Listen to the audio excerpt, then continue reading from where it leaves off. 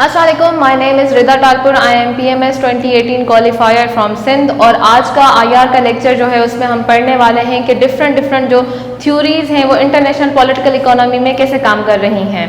तो सबसे पहले हम पढ़ेंगे डिपेंडेंसी थ्योरी। अच्छा, सबसे पहले आ जाता है डिपेंडेंसी थ्योरी। 2017 से लेकर जो है वो अगर आप देखेंगे 2-3 सब्जेक्ट्स ऐसे हैं जिसमें डिपेंडेंसी थ्योरी बहुत ज़्यादा आ रही है। एक तो IR में बहुत ज़्यादा जो है उन्होंने रिपीट की है 1-2 बार। उसके अलावा जेंडर के पर्सपेक्टिव में भी डिपेंडेंसी थ्योरी बहुत ज़्यादा आ रही है। अब डिपेंडेंसी थ्योरी का जो है सिंपल ये है कि आपने अपने जो डेवलप्ड कंट्रीज़ हैं वो चाहते हैं कि जो डेवलपिंग कंट्रीज़ है उसको हम हमेशा अपने आप पे डिपेंडेंट रखें। जैसे मैंने आपको क्या मिसाल दी थी कि वो हमेशा हमें पुरानी चीज़ें देते हैं या जो भी टेक्नोलॉजी है वो कोशिश करते हैं कि वो हमें या तो पूरे तरीके से ना दे, और अगर दे भी रहे हैं तो इस तरीके से दे कि वो हमारे किसी ख़ास काम ना आ सके। तो रीज़न जो है वो अंडर डेवलपमेंट जो है या जो कंट्रीज जो डेवलप नहीं हो पा रहे हैं, डिपेंडेंसी थ्योरी के लिए कि वो एक्सटर्नल हैं। वो इंटरनल आपके जो भी डोमेस्टिक इश्यूज हैं उससे ज़्यादा जो है एक्सटर्नल इश्यूज जो हैं वो रोल प्ले करते हैं। जो कैपिटलिस्ट वर्ल्ड इकोनॉमीज हैं वो जो डिवीजन ऑफ लेबर में जो है ना बटी हुई हैं, और फिर वो कहते हैं कि एक पेरिफेरी बनी हुई है। पेरिफेरी के माना होती है कि एक लेवल्स बने हुए हैं एक चीज़ में। तो उसमें जो ग्लोबल नॉर्थ है वो चाहता है कि जो ग्लोबल साउथ है यानी जो हम हैं, एशियन कंट्रीज हैं या अफ्रीकन कंट्रीज यानी नॉन गोरे, जो गोरे नहीं हैं, उन कंट्रीज को किसी ना किसी तरीके से हमेशा गरीब ही रखे, वो उनको खुद पे डिपेंडेंट ही रखे। फिर वो क्या करते हैं कि टर्म्स ऑफ ट्रेड, जब भी वो आपसे ट्रेड कर रहे होते हैं या फाइनेंस की कोई चीज़ कर रहे होते हैं वो मेक श्योर करते हैं कि वो इस तरीके से करें कि आपको फ़ायदा ही ना हो। जैसे कि जो अफ्रीकन कंट्रीज़ है वहाँ पर वो जो है कोको जिससे चॉकलेट बनता है या जो कॉफ़ी है वो वहाँ से ख़रीद करते हैं। तो मतलब अफसोस की बात यह है कि जहाँ से आप चॉकलेट खरीद कर रहे हैं, पहली बात तो वहाँ पर बहुत ज़्यादा जो एग्रीकल्चरल फील्ड्स है वहाँ पर बच्चे काम करते हैं और ख़वातीन काम करती हैं। तो आज तक कभी जो बच्चे हैं उन्होंने जो है चॉकलेट उसको टेस्ट ही नहीं किया है। अगर वो जो स्पेशली जो ब्रिटेन है वो ज़्यादा उस पर जो है ना ट्रेड करता है उनके साथ, तो उनके जो टैरिफ है वो 90% हाई है। यानी कि जब वो जो है ना कोई भी चीज़ अफ्रीका उनको बेच रहा है तो वो इतनी ज़्यादा महंगी उनके लिए हो जाती है कि वहाँ के लोग उसको उस तरीके से ख़रीद ना कर सके। और जब वो अपनी चीज़ें जो है दे रहा है अफ्रीका को तो वो इतनी सस्ती देता है कि अफ्रीका के पास जो ऑल टुगेदर जितने पैसे जमा होते हैं तो उससे वो क्या करता है कि वो जो चीज़ें उन्होंने इंपोर्ट की वही उनको वापस कर रहा है। यानी जो पैसे जो उनको मिले, एक तो चीज़ें उनको थोड़ी मिली, जो उन्होंने खुद चीज़ें दी वो बहुत ज़्यादा थी। लेट से अगर कोको है उन्होंने 5 किलो कोको बेचा और उसके जो है बदले में उनको सिर्फ 1 किलो टमाटर मिले। तो जो कोको की मेहनत और जो टमाटर की मेहनत थी अव्वल तो उसमें बहुत ज़्यादा फर्क था। दूसरा ये कि क्योंकि जो पैसे उसके हाथ में आए थे वो उसने उसको वापस कर दिए, तो उसको ऑल टुगेदर कोई फ़ायदा ही नहीं हुआ। एक्सप्लॉयटेशन ऑफ मल्टीनेशनल कोऑपरेशंस, जैसे मैंने आपको पहले भी पिछले लेक्चर्स में बताया था कि मैकडोनल्ड है, अगर वो ये कहते कि हम अपने जो है पूरी चेन जो है वो पाकिस्तान से या इंडिया से या किसी भी डेवलपिंग कंट्री से ख़त्म कर रहे हैं, तो उससे क्या होगा कि हमारी इंस्टेंट हमें शॉक मिलेगा अनएम्प्लॉयमेंट का। जितने भी लोग उसमें काम कर रहे हैं वो ऑल टुगेदर ऑल सडन क्या हो जाएंगे, अनएम्प्लॉयड हो जाएंगे। और उससे क्या होगा कि फ्रस्ट्रेशन बढ़ जाएगी लोगों में। इसलिए जो इससे भी ऊपर वाली जो मल्टीनेशनल कंपनीज होती हैं वो एक्सप्लॉयट करती हैं जो ग्लोबल साउथ है, डेवलपिंग कंट्रीज है, वो अपने हिसाब से उनसे बिजनेस कर रही होती हैं। देखिए चाइना से जो ट्रेड वार स्टार्ट हुई उसमें एक ये भी था कि चाइना कहता था कि आप जो भी चीज़ें डेवलप करेंगे उसकी कॉपीज आप हमें देंगे। फिर वो क्या करते थे कि उसी कॉपीज में से वो दूसरी कॉपी बना लेते थे। लेट्स से अगर वो आईफोन का प्लांट वहाँ लगा है तो उनको आईफोन का पूरा सिस्टम उनको समझाना पड़ता था या उनको देना पड़ता था। तो वो जैसे ही वो सारा उनको बताते कि भाई हम इसमें ये चीज़ें ऐड करते हैं, फिर ऐसे करके लेट्स से आईफोन बनना स्टार्ट हो जाता है। तो फिर जो चाइनीज़ मार्केट थी, जो चाइनीज़ इंजीनियर थे, उन्होंने उसको सीखा और क्या करना स्टार्ट कर दिया, खुद ही जो है आईफोन की जो चाइनीज़ सीरीज़ है वो बनाना स्टार्ट कर दी। अच्छा, तो जो पावरफुल कंट्रीज़ होते हैं उनके पास जो है बार्गेनिंग पावर का कुछ जो है ना स्पेस रहता है। जैसे चाइना के पास बार्गेनिंग पावर का स्पेस है, लेकिन पाकिस्तान इस किस्म की चीज़ें नहीं कर सकता है। तो इस तरीके से वो क्या करते हैं कि पाकिस्तान हो गया, इंडिया हो गया या दूसरे जो डेवलपिंग जो स्ट्रगलिंग इकोनॉमीज है उनको वैसे एक्सप्लॉइट करते हैं। फिर ये ड्यूअलिज्म, इसकी माना यह है कि जो है ना रूरल जो है कंट्रीज हैं, जो रूरल जो उनके इलाके हैं वो उस पर जो है उनको ध्यान ही नहीं जा रहा। यानी वो उन कंट्रीज को जो है इतना बड़े बड़े अगर वो प्रोजेक्ट्स लेकर आ रहे हैं तो वो सिर्फ अर्बन जो सिटीज हैं उनको जो है क्या कर रहे हैं, वो अर्बनाइज कर रहे हैं। इससे ये नुकसान होता है कि वो जो पीछे वाले लोग हैं वो गरीब से गरीब तर होते जा रहे हैं। तो ये भी उनका एक वे है जिससे क्या होगा कि जो पीस को जब भी डिस्टर्ब करना होता है ग्लोबल नॉर्थ को, तो फिर वो जो गरीब लोग हैं उनको उकसाते हैं कि आप अपने कंट्री के खिलाफ बातें करना स्टार्ट हो जाएं। डिपेंडेंसी थ्योरी जो है वो उसके 3 लेवल होते हैं जिसमें वो डिवाइडेड है। फर्स्ट है कोर। अच्छा, कोर जो है वो कंट्रीज में आ जाता है, फिर सेमी पेरीफेरी और फिर पेरीफेरी होता है। जो कोर कंट्रीज होते हैं यानी वो डेवलप्ड कंट्रीज होते हैं, इनके पास टेक्नोलॉजी भी अच्छी होती है, इनके पास जो है ये हमेशा क्या करते हैं, रॉ प्रोडक्ट्स लेते हैं और उनको गुड्स बनाकर क्या करते हैं, दूसरे कंट्रीज को बेच देते हैं। ये जो है वो दुनिया की जैसे यूएसए हो गया, यूके हो गया, फ्रांस हो गया, समवेयर जर्मनी हो गया, ये लोग जो है दुनिया की हर किस्म का ट्रेंड सेट करती हैं। यही ग्लोबल नॉर्थ आ जाता है। फिर है सेमी पेरीफेरी, वो इंडस्ट्रीज जो समवेयर नियर हैं कि वो डेवलप हो जाएं, जैसे कि इंडिया हो गया, जापान हो गया, या फिर कुछ जो है अभी जो कंट्रीज हैं जो स्ट्रांग तो हैं लेकिन इतने ज़्यादा स्ट्रांग नहीं हैं, वो यहाँ पर आ जाते हैं। ये जो इन्फॉर्मेशन होती है, जो अच्छी जो टेक्नोलॉजी इनकी होती है, ये खरीद कर सकते हैं। यानी साउथ कोरिया जो है उसके पास इतने पैसे भी हैं और उसके पास खुद भी इतनी टेक्नोलॉजी है कि अगर वो अमेरिका से कोई थोड़ी सी भी कॉम्प्लिकेटेड चीज़ मांगता है तो अमेरिका कोई डील करके इनको दे देगा। लेकिन अगर वही कॉम्प्लिकेटेड चीज़ पाकिस्तान या कोई और गरीब कंट्री मांगता है तो वो उसको कभी नहीं देगा। तो पेरीफेरी में कौन से कंट्रीज आ जाते हैं? पेरीफेरी में वो कंट्रीज आ जाते हैं जो ज़्यादातर एग्रीकल्चर पर हैं, जिनके पास अभी मैन्युफैक्चरिंग कंपनीज जो हैं वो बहुत कम हैं, जिनके पास समझें कि हमेशा रॉ प्रोडक्ट होता है, यानी हम एग्रीकल्चर की चीज़ें हैं या फिर हमारा जो टेक्सटाइल भी है वो इतना ज़्यादा बेहतर नहीं है। तो ये जो कंट्रीज होते हैं ये क्या होते हैं, ये पेरीफेरी में आ जाते हैं। ये जो है वो दुनिया के इस जो भी ग्लोबल इकोनॉमी है उसमें सबसे कम फायदा उठाते हैं। डिपेंडेंसी थ्योरी जो है वो दुनिया को 3 जो है लेवल्स पे डिवाइड करती है। जो फर्स्ट वन है वो कौन सा है, कोर है। जो सेकंड है वो सेमी पेरीफेरी है और जो थर्ड है वो पेरीफेरी है। तो जो फर्स्ट वाला है कोर नेशंस, मैंने पहले भी कहा था कि ये डेवलप्ड कंट्रीज हैं, जैसे यूके हो गया, यूएसए हो गया, फ्रांस हो गया। इनकी पहली जो चीज़ है कि वो हाई इनकम है। दूसरा, वो टोटली इंडस्ट्रियलाइज्ड है, उनके टेक्नोलॉजी लेवल बहुत ज़्यादा हाई है, कंट्रोल करते हैं वो ग्लोबल मार्केट्स को। देखिए ना, दुनिया का सारा ट्रेंड सेट करने वाले सिर्फ अमीर कंट्री होते हैं। उनके पास स्किल्ड लेबर होता है। अब स्किल्ड लेबर यही होता है कि उनको हर टेक्निकल चीज़ें जो है वो करनी आए। जैसे अभी जो है दुनिया की जो टेक्निकल जो स्किल्ड लेबर है वो इंफॉर्मेशन टेक्नोलॉजी में और आर्टिफिशियल इंटेलिजेंस में बहुत ज़्यादा काम कर रही हैं। Need labour and natural resources from periphery and semi periphery. अच्छा, वो जो दूसरा जो उनके पास लेबर है, एक तो उनके पास अपना टेक्निकल लेबर है और दूसरा जो लेबर फोर्स वो मंगाते हैं वो हमेशा सेमी पेरीफेरी और पेरीफेरी से मंगाते हैं। सिंपल सी मिसाल है, अमेरिका में देखें तो आपको जो थोड़े से ज़्यादा टेक्निकल काम जो है वो करते हुए नजर आएंगे इंडियन डॉक्टर। जैसे वहाँ पर डॉक्टर अगर देखें तो वो ज़्यादातर इंडियन हैं, अगर वहाँ के अकाउंटेंट देखें तो वो ज़्यादातर फिलिपाइनी हैं, वहाँ के अगर हम ड्राइवर्स वगैरह देखें तो वो ज़्यादातर पाकिस्तानी या बांग्लादेशी आपको नजर आते हैं। तो उनके अपने लोग क्योंकि ऑलरेडी हाई इनकम है तो वो इतने छोटे छोटे काम नहीं करते, इसलिए वो इस चीज़ के लिए जो है पेरीफेरी और सेमी पेरीफेरी पर डिपेंडेंट है। फिर सेमी पेरीफेरी आता है, ये मिडिल इनकम जो है नेशंस होती हैं, इंडस्ट्रियलाइजेशन इनके पास हो रही होती है, यानी अभी वो आगे बढ़ रही हैं। जैसे मलेशिया हो गया, सिंगापुर हो गया, इंडोनेशिया हो गया, इंडिया हो गया, तो ये क्या है, सेमी पेरीफेरी है। ये कैपिटलिस्ट होती हैं, यानी अभी पावर ग्रेबिंग, क्योंकि इनको बहुत ज़्यादा जो है हाई इनकम में जाने के लिए पैसे चाहिए तो वो बिजनेस का फ्लो जो है रोकना नहीं चाहती। Shear characteristics of core and periphery countries, दोनों का मिक्सचर होती हैं। देखिए, जैसे एक तरफ जो है इंडिया जो है आपको सिलिकॉन वैली का भी साइड देती है, यानी वहाँ पे सबसे ज़्यादा सॉफ्टवेयर हाउस है दुनिया का। उसी साइड पे वो दूसरी तरफ आप देखेंगे कि रूरल में वो अभी तक बिल्कुल हमारी तरह है, वो अभी तक एग्रीकल्चर पे डिपेंडेंट है, वो जो है अमीर कंट्री बनने की तरफ जा रहे होते हैं। फिर आ जाता है पेरीफेरी नेशंस। पेरीफेरी नेशंस वो होती हैं जिनकी इनकम लो होती है, जैसे अफ्रीका के कंट्रीज हो गए या फिर हमारे कुछ कंट्रीज हो गए। इनकी जो लेबर्स होते हैं वो भी इतनी ज़्यादा स्किल्ड नहीं होती हैं।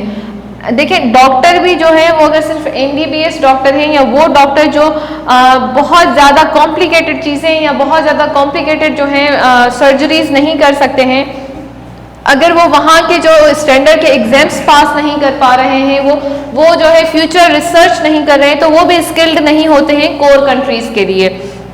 जो आधी से ज्यादा जो स्किल्ड नेशन होती है, स्किल्ड लेबर जो होती है, वो सेमी पेरीफेरी ही जो है कोर कंट्री को दे देता है। अब वो जो छोटे छोटे काम करने के लिए जो बाकी बचते हैं, उसके लिए क्या होता है कि वो जो गरीब कंट्रीज होते हैं उनसे जो है, जैसे सूडान हो गया या हमारे दूसरे कंट्रीज हो गए, वहां से लोग बुलाते हैं अपने कंट्रीज में काम करने के लिए। वो हमेशा जो है किस चीज के जो है इंतजार में रहते हैं कि उनको इन्वेस्टमेंट चाहिए दूसरे कंट्रीज से।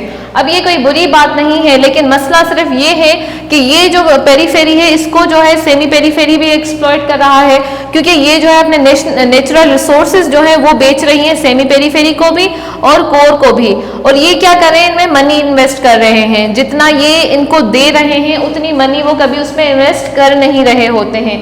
यानी ओवरऑल जो है वो जो है जीरो सम गेम हो जाती है पेरीफेरी कंट्रीज के लिए। जो टेक्नोलॉजी, क्योंकि टेक्नोलॉजी वाइज जो है वो इन दोनों पे जो है डिपेंडेंट होते हैं, इसी वजह से जो है उनको वो चीजें ही नहीं मिल रही होती हैं कि वो उस जो है पॉवर्टी की जो साइकिल है उससे निकल सकें। उसके बाद हमारी सेकंड जो थ्योरी है वो है मॉडर्नाइजेशन थ्योरी इन आईआर। 1940 के बाद जो है वो जो वेस्टर्न कंट्रीज हैं वो कहते हैं कि भाई जो कम्युनिस्ट जो स्टेट्स थी वो बहुत ज़्यादा पॉवर्टी में थी। उन्होंने तो कहा था कि रेवोल्यूशन आने के बाद जो है पॉवर्टी खत्म हो जाएगी, लेकिन अगर देखा जाए तो पॉवर्टी जो है जो वेस्टर्न कंट्रीज है उनमें ख़त्म हो गई है। फिर उसके बाद जो है वो कहते हैं कि भाई हम आपको कोई ऐसी चीज़ देते हैं जो भी इसको जो है फॉलो करेगा तो वो कामयाब हो जाएगा। मॉडर्नाइजेशन में जो है दो मेजर एस्पेक्ट्स हैं। पहले तो वो कहते हैं कि भाई जो कंट्रीज डेवलप्ड नहीं है, जो पुअर है, तो वो पुअर क्यों हैं, और फिर वो उसका सॉल्यूशन बताते हैं कि जो गरीब कंट्रीज हैं वो अमीर कैसे हो सकते हैं। अच्छा, मॉडर्नाइजेशन थ्योरी जो है वो आपको डिफरेंट रीजंस देती है। सबसे पहला रीजन जो है वो जो मेजर उनकी थीम है वो कहते हैं कि भाई जो डेवलपिंग कंट्रीज हैं, जो गरीब मुल्क हैं, वो गरीब ममालिक जो हैं अमीर इसलिए नहीं हो रहे हैं क्योंकि उनकी अपनी ट्रेडिशनल वैल्यूज जो हैं वो उनको पीछे रख रही हैं। यानी वो जब उन सब चीज़ों से जो है आज़ाद हो जाएंगे तो उससे क्या होगा कि वो अमीर होना स्टार्ट हो जाएंगे। फिर वो कहते हैं कि भाई वो अगर चाहते हैं कि वो अमीर हो जाए तो फिर वो क्या करें कि जो वेस्टर्न कंट्रीज ने जिस तरीके से डेवलपमेंट की है, अगर वो उस तरीके से डेवलपमेंट जो है ना उसके मॉडल को फॉलो करेंगे तो वो सारे के सारे कंट्री इन द एंड अमीर हो जाएंगे। अच्छा, फिर वो 5 स्टेजेस बताते हैं ग्रोथ के। पहला है ट्रेडिशनल सोसाइटी। उसमें क्या है कि मोस्टली जो है ये जो सोसाइटी है, जो ये कंट्रीज है, वो कहाँ पर है, वो सिर्फ फार्मिंग कर रहे हैं, फिशिंग कर रहे हैं, फॉरेस्ट्री कर रहे हैं। यानी वो अभी उनके पास कोई भी टेक्नोलॉजी नहीं आई है। फिर वो कहता है कि ये जो कंट्री है जब ये इससे जो है थोड़ा सा ऊपर जाता है तो प्री कंडीशन टेक ऑफ में आ जाता है। इसका मतलब ये है कि अब उनके पास इंफ्रास्ट्रक्चर है। यानी अगर इसमें अभी हम देखें, अगर इस कंट्री ट्रेडिशनल सोसाइटी को देखें तो हमें अफगानिस्तान यहाँ पर नजर आएगा, हमें कीनिया यहाँ पर नजर आएगा, हमें कुछ और कंट्रीज जो हैं वो यहाँ पर नजर आएंगे जहाँ पर अभी भी फिशिंग, फॉरेस्ट्री, माइनिंग और इस किस्म की चीज़ों पर ही मुल्क चला रहे हैं वो। फिर उसके बाद आ जाता है building infrastructure that is needed before development can take place. फिर जो है वो थोड़ा सा जो है मुल्क जो है वो आगे बढ़ रहा है। यानी ये जो टेक ऑफ हो रहा है कि अब इसमें ट्रांसपोर्ट भी आ गई है, मनी दे रहे हैं वो फार्मिंग के लिए कि ज़्यादा से ज़्यादा जो है फार्मिंग हो जाए। और इसके अलावा जो कम्युनिकेशनल उनका सिस्टम है, यानी वो थोड़ी बहुत तरक्की कर रहे हैं इंफॉर्मेशन टेक्नोलॉजी में। फिर वो कहते हैं कि उसके बाद टेक ऑफ हो जाता है। यानी कोई भी कंट्री जो है वो थर्ड लेवल उसका ये होता है कि वो रैपिड ग्रोथ आ जाती है। यानी उनके पास इंडस्ट्रीज आ गई हैं, अब उनका इंफ्रास्ट्रक्चर भी बहुत बेहतर हो गया है और उनकी जो इन्वेस्टमेंट है वो बाहर से भी आ रही है और अंदर से भी आ रही है। उसके बाद इनका कल्चरल चेंज आ जाता है। जैसे आप मिसाल लें कि आज से लेट्स से 1947 से पहले जो है इंडिया या पाकिस्तान में ये तस्वुर नहीं किया जा सकता था कि कोई औरत भी पुलिस वाली बन सकती है, या फिर जैसे कपड़े आज हम पहनते हैं, या जिस तरीके से इंडिया में जो चेंजेस आए हैं, जैसे शादी से पहले जो है लड़के लड़कियां साथ रह रहे हैं, या फिर लड़कियां बहुत देर तक घर से बाहर रहती हैं, वहाँ पर जॉब्स वगैरह करती हैं, तो इससे पहले ये चीज़ें नहीं थी। उसके अलावा कौन सा कल्चर चेंज आया कि वो कास्ट सिस्टम जो उनके रिलीजन के जो बेसिस हैं जिसपे, उसको जो है वो छोड़ना चाह रहे हैं ताकि सब लोग बराबर हों और सब लोग जो है आगे बढ़ सके। तो वो टेक ऑफ के जो है लेवल पे आ जाता है वो कंट्री। फिर होता है ड्राइव टू मैच्योरिटी। अब ये जो है वो जो डेवलप जो हम सेमी पेरीफेरी कंट्रीज हम पढ़ रहे थे वो इसमें और इसके बीच में फॉल करते हैं। न्यू आइडियाज और टेक्नोलॉजी आ जाती हैं। जो पुरानी इंडस्ट्रीज थी उनको जो वो क्या करते हैं, जैसे हम एग्रीकल्चर का मसला पढ़ रहे होते हैं हमेशा, तो उसमें क्या होता है कि हम कहते हैं कि भाई उसको नई टेक्नोलॉजी से जो है रिप्लेस किया जाए, उसको नई टेक्नोलॉजी। तो वो जो है ना, वो कंट्रीज अब जो पुरानी चीजें होती हैं उनको नई, यानी पहले अगर कोई चीज लेट से 5 लीटर पानी से अगर कोई एक पौधा जो है उग रहा था, तो अब वो जो न्यू टेक्नोलॉजी है वो सिर्फ 1 लीटर में भी उसे उगा सकती है। तो इस किस्म की चीजें वो लेना और अडॉप्ट करना स्टार्ट हो जाते हैं। फिर इकोनॉमिक ग्रोथ जो है वो थ्रू आउट द कंट्री जो है, यानी हर कोई जो है इसमें से इसमें आपको अभी जो ड्राइव टू मैच्योरिटी में नजर आएगा वो सिंगापुर नजर आ रहा है, वो बिल्कुल डेवलप्ड कंट्री के करीब आ गया है। वहां पर आपको बहुत ही कम लोग बहुत ज्यादा गरीब नजर आएंगे। मलेशिया हो गया या चाइना हो गया तो वो आपको ड्राइव टू मैच्योरिटी की तरफ नजर आ रहे हैं। तुर्की हो गया, जैसे वो कंट्रीज। फिर आ जाता है हाई मास कंजप्शन, यानी अब आप बिल्कुल डेवलप्ड हो गए हैं। यहाँ पर जो है लोगों के पास हर चीज होती है, मतलब पैसे होते हैं जिससे वो कुछ भी खरीद कर सके। वेलफेयर सिस्टम होता है इनकी सोसाइटीज का। आप कनाडा चले जाएं, आप किसी भी बेल्जियम चले जाएं, आप या फिर जो है अमेरिका चले जाएं, अगर कि आपने लेट्स से आप अभी जॉब नहीं कर रहे हैं, आपको जॉब नहीं मिल रही है, या समहाउ आप उस लेवल की इनकम नहीं जो है ना ले आ सक रहे हैं अपने घर में, तो आपको वेलफेयर सिस्टम जो वहाँ के होते हैं वहाँ से आपको क्या मिलेगा, आई थिंक $350 पर मंथ जो है पर पर्सन वो देते हैं। उसके अलावा यहाँ फिर वो आपको फूड वाउचर्स देते हैं ताकि वहाँ पे कोई भी भूखा ना मरे।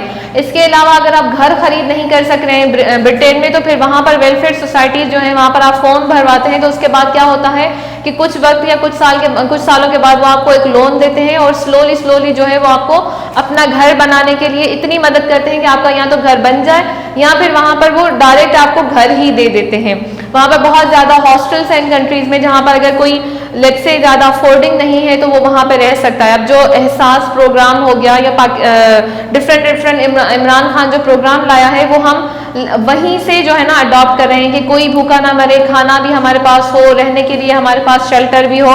तो जो हाई कंजप्शन सोसाइटीज हैं वो यानी डेवलप सोसाइटीज। अब मॉडर्नाइजेशन थ्योरी क्या कह रही है, वो कह रही है कि भाई आप हैं अभी ट्रेडिशनल सोसाइटी में, अब आपको पहले क्या करना है, अपना इंफ्रास्ट्रक्चर वगैरह आपको सही करना है, फिर आपको टेक्नोलॉजी को देखना है। अब जैसे जैसे वेस्ट ने जो है तरक्की की है, आप भी उसी तरीके से अगर करते जाएंगे तो आप क्या हो जाएंगे, तरक्की याफ्ता हो जाएंगे।